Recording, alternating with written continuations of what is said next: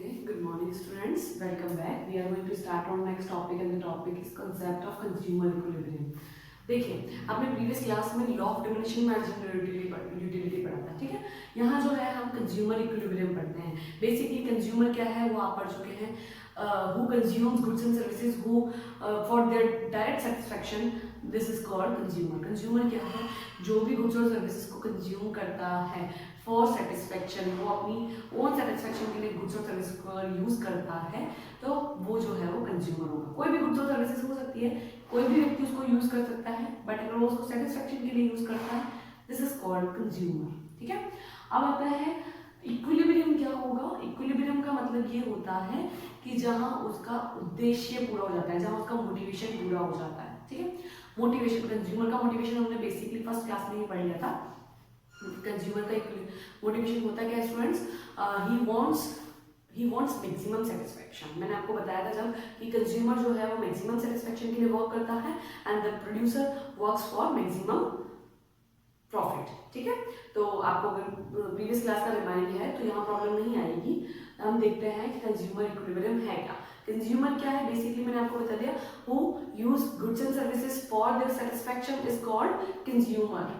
Consumer कौन है? जो अपनी गुड्स और सर्विसेज को यूज करता है फॉर देयर सेटिस्फैक्शन, वो अपनी सेटिस्फैक्शन के लिए, अपनी जो भी नीड्स है उसको कंप्लीट करने के लिए गुड्स और सर्विसेज को यूज करता है for direct use, okay. Equilibrium क्या होता है? इक्विलिब्रियम का मतलब जहां भी हमारा मोटिवेशन कंप्लीट हो जाता है। और इसके पीछे क्वेश्चन आता है, what is the motivation of consumer?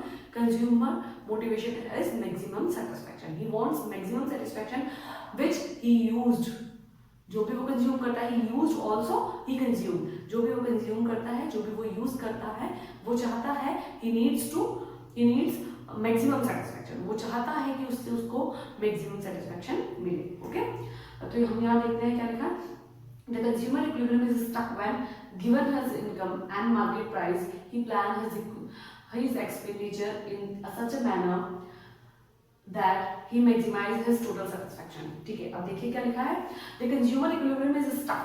जहाँ कंज्यूमर का इक्विलिब्रियम वहां होता है जहां when गिवन हिज इनकम, उसकी इनकम हमेशा गिवन होती है। मैंने आपको पहले बताया था कि जो कंज्यूमर होता है वो चाहता है कि उसकी जो इनकम उसकी बहुत सारी जो नीड्स हैं, जो उसकी इतनी सारी जो नीड्स हैं वो कंप्लीट कर पाए। किससे? उसके लिमिटेड सोर्सेज से। जो हमारी अनलिमिटेड जो नीड्स है, अनलिमिटेड जो वांट्स है, उसको हम कंप्लीट करने की कोशिश करते हैं अपने लिमिटेड सोर्सेज से। ये आपने पहले पढ़ा था कि हाँ, कंज्यूमर जो होता है वो लगातार कोशिश करता है कि उसकी अनलिमिटेड जो वांट्स होती है वो किसी भी तरीके से उनके जो लिमिटेड सोर्सेज होते हैं उनसे पूरी हो जाए। तो गिवन इनकम का मतलब ये है कि आपको अपने जो रिसोर्सेज हैं, यानी जो आपकी इनकम है वो गिवन होती है, ठीक है। उसके बाद आप चूज करते हैं व्हाट यू वांट, क्या आप चाहते हैं, ठीक है। Given his income and market price is also given. Market price given होती है, यानी आपके सामने जो ऑप्शन है, जैसे मैंने आपको बताया कि मुझे फ्रूट्स खाने की इच्छा है, मेरे पॉकेट में जो है वो 100 रुपीज है, ठीक है। अब मेरे पास फ्रूट्स जो है वो 4 हो गए, मान लो apple, oranges, banana and grapes, ठीक है। 4 फ्रूट्स है मेरे सामने। अब पर केजी मान लो कि ना कोई 150 रुपीज पर केजी है, कोई 100 रुपीज केजी है, कोई 80 रुपीज केजी है। इस तरीके से सबकी पर्टिकुलर रेट है। अब रिसोर्सेज तो मेरे पास लिमिटेड है, रिसोर्सेज इज 100 रुपीज, ठीक है। ऑप्शन इज फ्रूट्स, ठीक है। एंड मार्केट प्राइस इज जो सबकी गिवन है आपको, या हो सकता है किसी की 150 गिवन हो, किसी की 100 गिवन हो, ऐसा आपको गिवन होगी, ठीक है। अब देखिए आप समझिए, गिवन है इनकम आपके पास गिवन है 100 रुपीज, मार्केट प्राइस अलग अलग गुड्स की अलग अलग आपको गिवन है, ऑप्शन आपके पास है। ही प्लान हिज एक्सपेंडिचर, वो सोचता है, वो प्लानिंग करता है कि उसको अपना पैसा किस पे खर्च करना है। कैसे सोचेगा? सबसे पहले आपको पुराने वाले में जाइए, वो ही wants goods and services but he decide that what would give more satisfaction। कौन सी जो गुड्स है वो उसको बहुत सारी सेटिस्फेक्शन देती है, अगर वो उसको बहुत सारी सेटिस्फेक्शन देती है तो वो उसको ही चूज करेगा, ठीक है। Expenditure in such a manner that he maximise his total satisfaction. वो चाहता है कि कौन सी चीज है जिससे उसको ज्यादा से ज्यादा सेटिस्फेक्शन मिल रही है, उसी पर वो अपनी जो रिसोर्सेज है, यानी जो 100 रुपीज है, जो इनकम उसको गिवन है, उसको वो खर्च करेगा। This is called consumer, concept of consumer equilibrium, ठीक है। तो कंज्यूमर का इक्विलिब्रियम वहां होता है जहां वो प्लान करता है कि उसको अपना पैसा कहाँ खर्च करना है। पैसे जो गिवन होंगे, मार्केट प्राइस गिवन होगी, एक्सपेंडिचर उसको अब कहाँ करना है और उसको एक्सपेंडिचर करने से मैक्सिमम सेटिस्फेक्शन कहाँ पर मिलता है। This is the theory of the consumer equilibrium. Okay friends, problem आती है तो पूछ लीजिएगा। मैं आपको अभी भी बता देती हूँ कि अगर इकोनॉमिक्स आप पढ़ रहे हैं, अगर आप एक भी कॉन्सेप्ट को छोड़ देते हैं और आपको ऐसा लगता है कि ये बाद में क्लियर हो जाएगा या मुझे नहीं समझ में आ रहा, कोई बात नहीं, इसको स्किप कर देते हैं, आगे बढ़ जाते हैं, दिस इज नॉट वर्क, ये आपके लिए काम नहीं करने वाला है। आपको मैं अभी भी बता देती हूँ कि आप जो है पढ़ते रहिए स्टूडेंट्स, बुक्स कंसल्ट करें। मैंने आपको माइक्रो की बुक बताई है। माइक्रो इकोनॉमिक्स के लिए वीके जो है आपकी स्कूल में मोस्ट ऑफ जो स्टूडेंट्स है वही कंसल्ट करते हैं। आपने अपने सीनियर्स से ले ली होंगी, वीके कंसल्ट करें। This is the good book. आप और भी कोई कंसल्ट करना चाहते हैं आप कर सकते हैं, आपको कोई प्रॉब्लम नहीं आएगी। मैं आपको एक एक टॉपिक पढ़ा रही हूँ, आपको लगता है आपको प्रॉब्लम आती है, then you have to ask me, आपको पूछना चाहिए। मैं कहती हूँ यू हैव टू। ठीक है स्टूडेंट्स, अब आगे हम देखते हैं कि अजैप्शंस क्या है। देखिए मैंने आपको पहले बताया कोई भी लॉ आप पढ़ रहे हैं तो उसके लिए आपको अजैप्शंस होती है। अजैप्शंस होती है तो थ्योरी के पहले होनी चाहिए। मेरा मानना यह है कि अजैप्शंस ऐसी चीज़ जो थ्योरी के पहले होनी चाहिए, बट कुछ इसी तरह का ट्रेंड चल गया है कि अजैप्शंस बाद में बनाते हैं, बट अजैप्शन पहले आती है, थ्योरी बाद में आती है। Okay students, first assumption is rational consumer. देखिए बहुत ढंग से समझिएगा, लेकिन पर्टिकुलर अलग से क्वेश्चन बनते हैं, what is the rational consumer, cardinal utility क्या है, independent utility and the marginal utility of money. These are the questions of short questions, these are the short questions. हम कह सकते हैं ये छोटे छोटे क्वेश्चन हैं जो आपके एग्जाम्स में आ सकते हैं। ओके, रैशनल कंज्यूमर का मतलब होता है, मैंने आपको एक वर्ड बताया था, विवेकशील।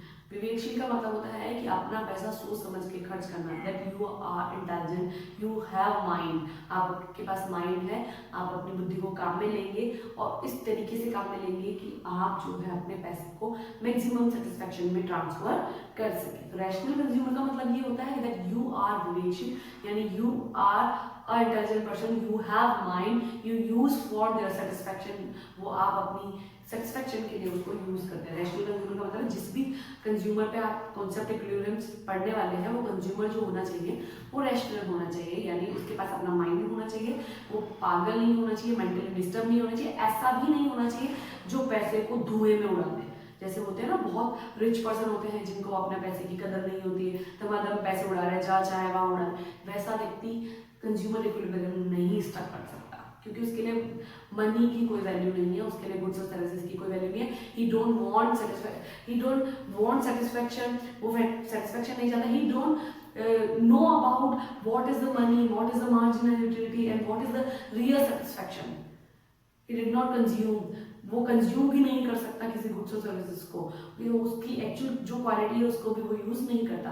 तो रैशनल होना चाहिए कंज्यूमर, जिस पे भी आप ये अप्लाई करने वाले हैं, ही इज माइंडफुल। समझ में आया? वो माइंडलेस नहीं होना चाहिए, उसके पास दिमाग होना चाहिए अपना, कि वो जब अपना पैसा खर्च करता है तो वो सोचे कि वो अपनी जो मेहनत की कमाई उसको कहाँ यूज कर रहा है, क्या उसको उससे सेटिस्फैक्शन मिल पा रही है या नहीं मिल पा रही है। Okay, next one is cardinal utility. जब भी आप ये लॉ पढ़ते हैं तो आपकी यूटिलिटी मेजर की जानी चाहिए, मेजर हो जानी चाहिए या मेजर की जा सकने वाली होनी चाहिए कि आप यूटिलिटी को मेजर कर सके। मैंने आपको बताया था कार्डिनल में आप नंबर वाइज यूज करते हैं, यानी 10 यूटिल्स, 20 यूटिल्स, जो भी यूटिल्स में आप मेजर कर सकते हैं, 1 2 3 4 जैसे भी। ठीक है, इंडिपेंडेंट यूटिलिटी का मतलब आप जो भी चीज कंज्यूम कर रहे हैं उसकी डिपेंडेंसी किसी और गुड्स पे नहीं होनी चाहिए या किसी और कंजप्शन पे नहीं होनी चाहिए। पर्टिकुलर आप जो भी इक्विलिब्रियम सेट करने वाले हैं वो पर्टिकुलर एक ही गुड के लिए करें, उसकी किसी और से रिलेटेड यूटिलिटी नहीं होनी चाहिए। ओके स्टूडेंट, जैसे मैं चाय पी रही हूँ, चाय की यूटिलिटी है, तो मेरी यूटिलिटी सिर्फ चाय से होनी चाहिए, ऐसा नहीं होना चाहिए कि किसी और से भी रिलेटेड हो वो यूटिलिटी। समझ में आया? तो यूटिलिटी जब भी आप मेजर कर रहे हैं वो इंडिपेंडेंट होनी चाहिए, किसी और के साथ में वो डिपेंडेंट नहीं होनी चाहिए। ठीक है, and the last one is marginal utility of money. This is the important, याद रखें, ये एक तो मोस्ट इंपॉर्टेंट है and this is also important. ये दो हैं जो आपके छोटे क्वेश्चंस में आ सकते हैं, और मैंने अगर कहा है कि ये इंपॉर्टेंट है, इसका मतलब ये इंपॉर्टेंट है। ठीक है, the marginal utility of money का मतलब ये होता है कि जब आप मनी यूज करते हैं तो पर्टिकुलर एक, जैसे 1 रुपया है, 5 रुपए है, 10 रुपए है, तो इनकी खुद की पर्टिकुलर यूटिलिटी होती है। जैसे 1 रुपए से क्या आ सकता है, 5 रुपए से क्या आ सकता है, 10 रुपए से क्या आ सकता है, तो ये जो है वो शो करते हैं मार्जिनल यूटिलिटी ऑफ मनी। जैसे मान लो कि 5 रुपए की डेयरी मिल्क है, तो 5 रुपए की डेयरी मिल्क इक्वल्स टू 5 रुपए। ठीक है, यूटिलिटी दोनों की बराबर हो गई। ठीक है, 5 रुपये कंज्यूम करूँ चाहे 5 रुपये की डेली यूज करूँ, दोनों की यूटिलिटी जो है वो सेम होने वाली है। ठीक है, मार्जिनल यूटिलिटी ऑफ मनी का मतलब होता है कि आपकी जो मनी है उसकी यूटिलिटी क्या है, उसकी यूटिलिटी कितनी है। ये जो यूटिलिटी होनी चाहिए ना वो कांस्टेंट होनी चाहिए। जैसे कि मुझे 100 रुपये आज मिले हैं, तो जब मैं नेक्स्ट टाइम अपना कंज्यूमर इकोनॉमी स्टक करूंगी तो 100 रुपये की उतनी ही वैल्यू होनी चाहिए। एक्चुअली आप ये कह सकते हैं कि मार्जिनल यूटिलिटी ऑफ मनी का मतलब होता है वैल्यूएशन ऑफ मनी। ठीक है, जैसे कि मुझे 100 रुपये लेके आज भेजा, तो ऐसा नहीं होना चाहिए कि 100 रुपये में कल तो मैं थैला भर के सामान लेकर आ गई और नेक्स्ट डे जब जा रही तो इतना सा सामान है, ऐसा नहीं होना चाहिए। महंगाई नहीं बढ़नी चाहिए। मार्जिनल यूटिलिटी ऑफ जो मनी है वो कांस्टेंट होनी चाहिए। कांस्टेंट का मतलब स्थिर होनी चाहिए। ओके स्टूडेंट्स, तो ये है आपका कॉन्सेप्ट ऑफ कंज्यूमर इक्विलिब्रियम। अब ये जो इक्विलिब्रियम सेट होता है वो दो केस में सेट होगा, एक 1 कमोडिटी केस और एक सेकंड 2 कमोडिटी केस, जो हम आपको नेक्स्ट क्लास में पढ़ा देंगे। अगर आपको लगता है इनसे रिलेटेड कोई प्रॉब्लम आती है तो आप पूछ लीजिएगा स्टूडेंट्स, मैं अभी भी आपको समझा देती हूँ। This is not the easy subject, ठीक है, इजी नहीं है बट हार्ड नहीं है। अगर आप अपना दिमाग यूज करते हैं, आप इसमें इंटरेस्ट लेते हैं, तो ये आपको बहुत अच्छा लगने वाला है। हो सकता है कि आपको इससे बहुत ही अटैचमेंट हो जाए, बहुत ही अच्छा लगने लग जाए। तो आप पढ़ते रहिए, आपको लगता है आपको कोई प्रॉब्लम आती है, then you have to ask. Okay, thank you students.